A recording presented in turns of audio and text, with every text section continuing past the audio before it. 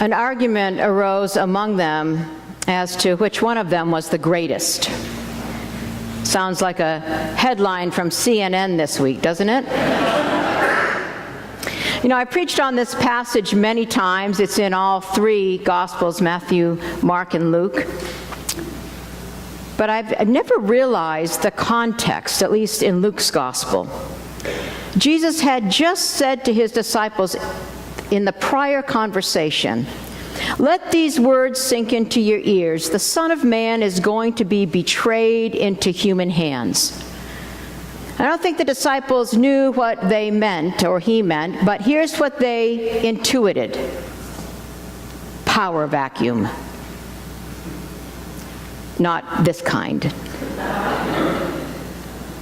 Power would be up for grabs. So the argument arose. Who's the greatest? Who's the best? Who's the smartest? Who's the leader? But Jesus, aware of their inner thoughts, aware of their humanity, said, he took a child and said, "The least among you shall be the greatest." I mean, did we have the most beautiful example of that in the children's moment? What Jesus does in that moment is that he undoes their notions of power. But they don't get it. So then John said, "You know, Jesus, we saw someone casting out demons in your name, and we tried to stop him because he does not follow along with us." Not follow Jesus. He does not follow along with us. And what does Jesus say to them? They probably expected a pat on the back. But instead he says, "Do not stop him, for whoever is not against you is for you." Whoever is not against you is for you. Wow. We might be able to hear that in our nation right now. He undoes their notions of identity, of loyalty, of club and of team, who's in and who's out. Apparently, preserving the power of his own group was not a priority for Jesus. If good were being done by others, their actions were to be affirmed. But still, they don't get it. So they go to the next village and they weren't well received. And they weren't well received because of racial and ethnic and geographic and religious issues. So once more they turn to Jesus, 3 times a charm, and say, "Jesus, do you want us to call down fire from heaven and shock and awe these people up?" Can't you picture it, that big puffed out chest? As if they could really, anyway, call down fire from heaven and consume people. But tell me you haven't been tempted to call down fire and consume people. But he rebuked them because he rejected their notions of violence, of revenge, and even their not-so-righteous anger. This is helpful advice, isn't it? The greatest are the least. Maybe we should rethink our notions of power.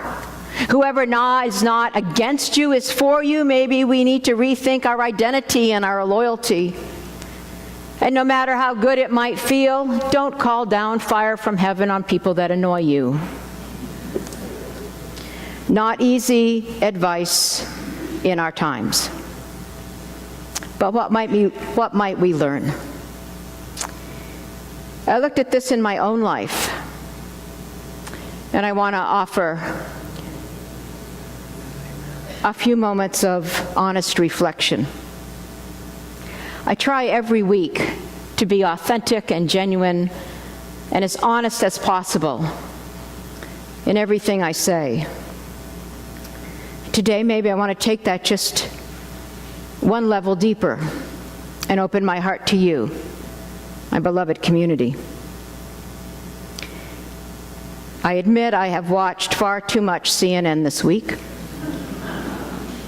and I've had a range of emotions.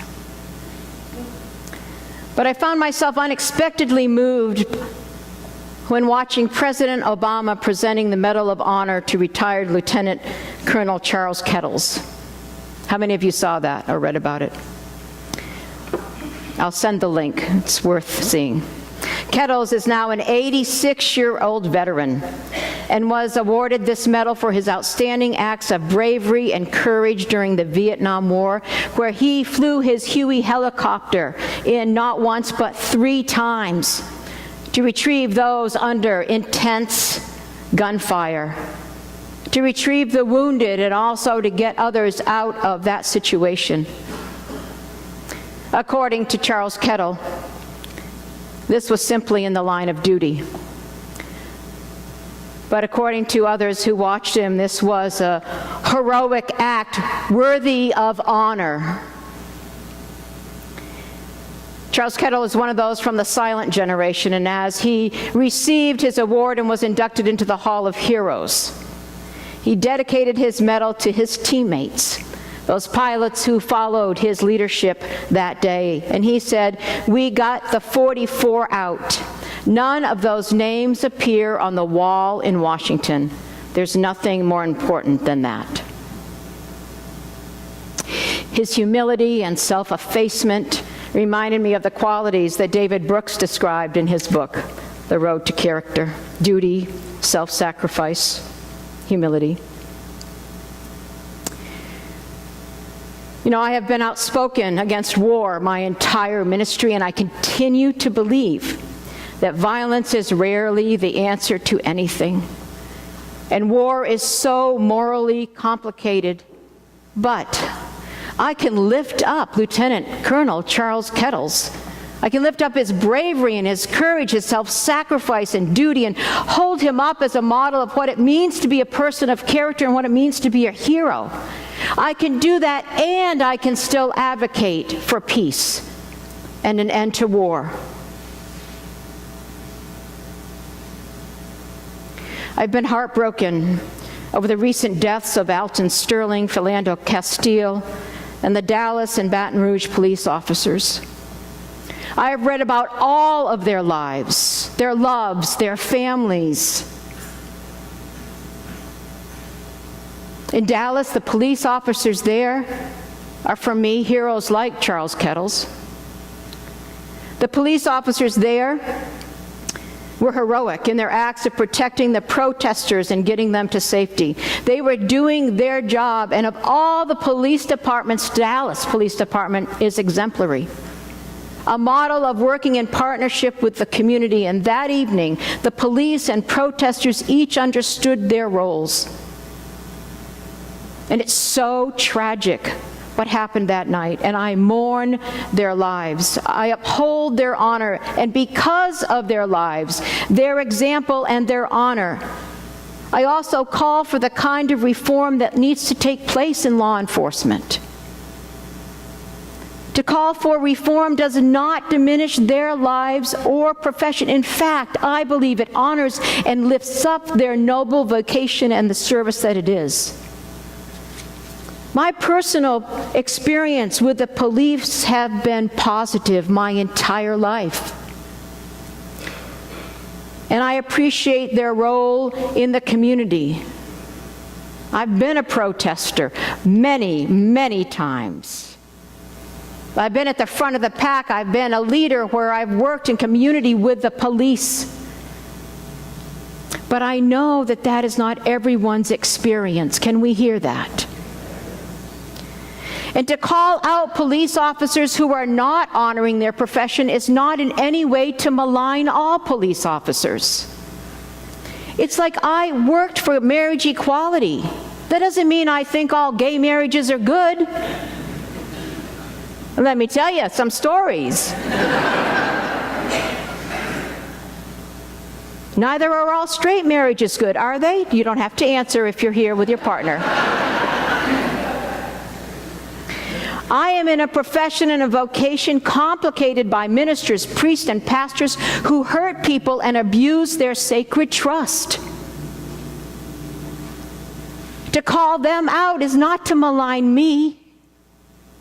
It's to call all of us in my profession to our sacred duty and our sacred task, and to honor that and to live that.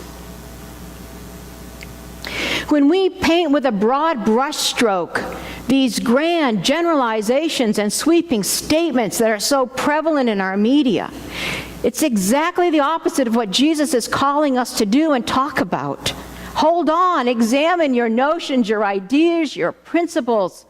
Take a look at that either-or thinking.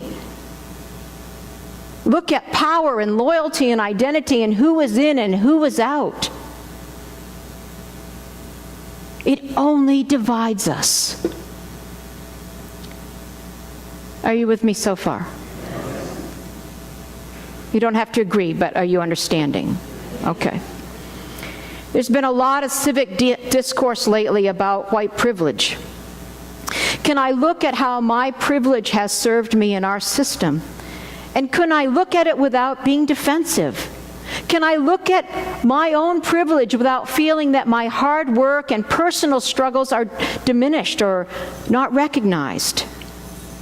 Why do I need to be defensive about the system that works more easily for me than some others? A system paid for by all of our taxes. It is not a slight on me. I should want the system to work for everyone.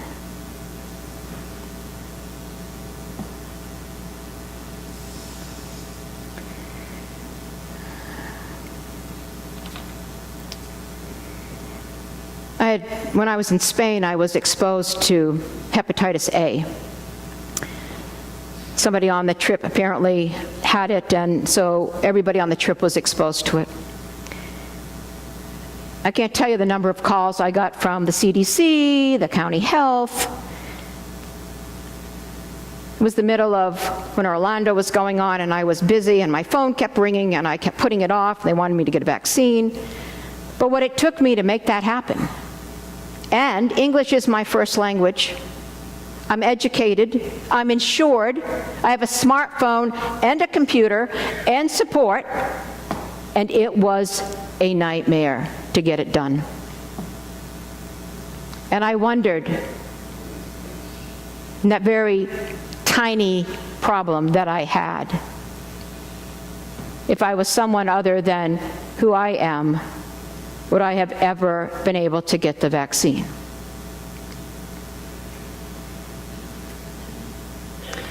I don't know why it's so hard for people to recognize, just simply recognize that we do not all start at the same place in life. That we are not all afforded the same opportunities. Which does not mean, and please hear me loudly and clearly, it does not mean that we don't share deep personal pain in our lives. I could tell you stories this week of people that I have sat with or talked with in this congregation with heartbreaking grief. You get that whether you're white, black, brown, or purple. That's not the point. But life is easier as we move through it for some of us other than others. You know, over the past months, I've received feedback that I'm too political in the pulpit. And I want to open to you about that. I'm not against you. I am for you. And I am for others. I preach about social issues that affect people, and when I read the scriptures, they speak to social issues, as well as personal issues.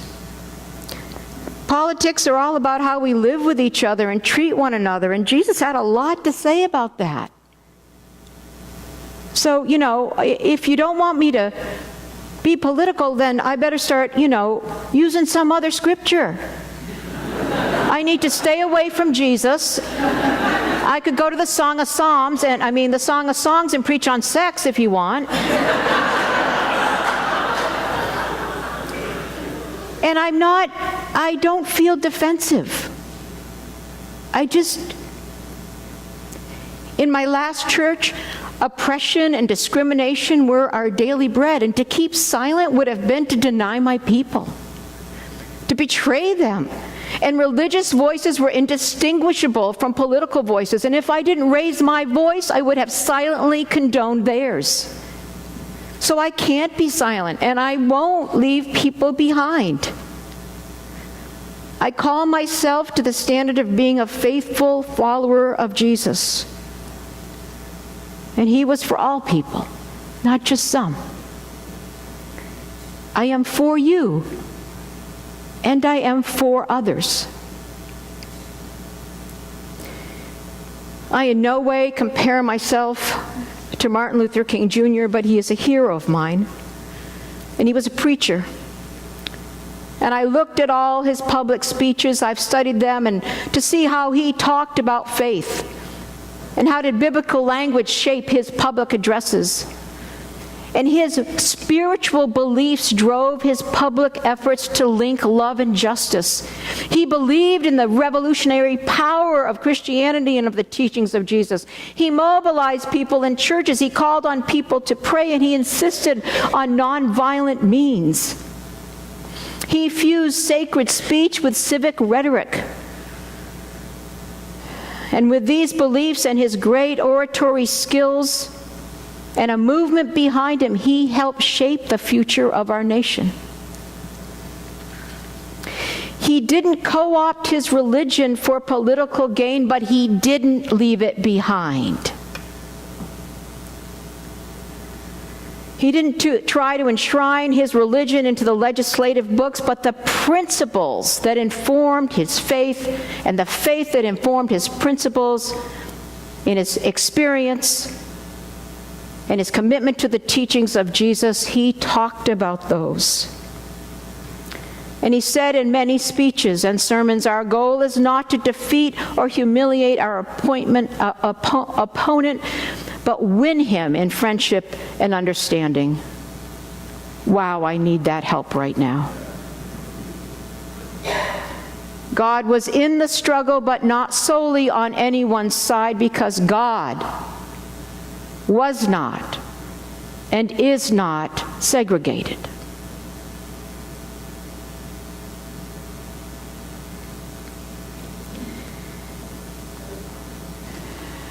Yesterday in the New York Times, there was an article by Jennifer Finney Boylan. She's a contributor as an op-ed writer from time to time. She talks about her grandmother and her friend Hilda, deaf Hilda, playing cards. And tells this story at the beginning how her grandmother had the radio on some station, and Jennifer walked in and said, "What are you doing listening to this?" And her grandmother said, "Shh, Hilda thinks it's the classical station."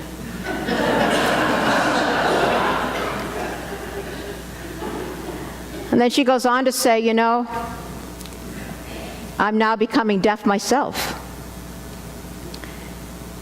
And then she said, "It wasn't that I didn't understand that Hilda suffered back when she was old and deaf and I was young and not. It's that whatever she suffered from was something I didn't need to be concerned with. It didn't occur to me that imagining the humanity of people other than myself was my responsibility. And yet the root cause of so much grief is our failure to do just that." Edmund Burke called this the moral imagination, the idea that our ethics should transcend our own personal experience and embrace the dignity of the human race. Beloved community, this is the essential message of the Christian story. From the Golden Rule to the Good Samaritan. That we transcend our personal experience with its own worth and its own value,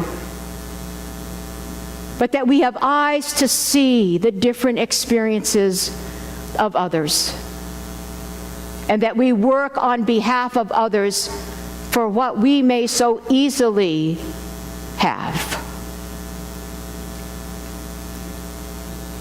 So I don't know about you, but I need this advice from Jesus. And I don't want to be as slow-witted as the disciples.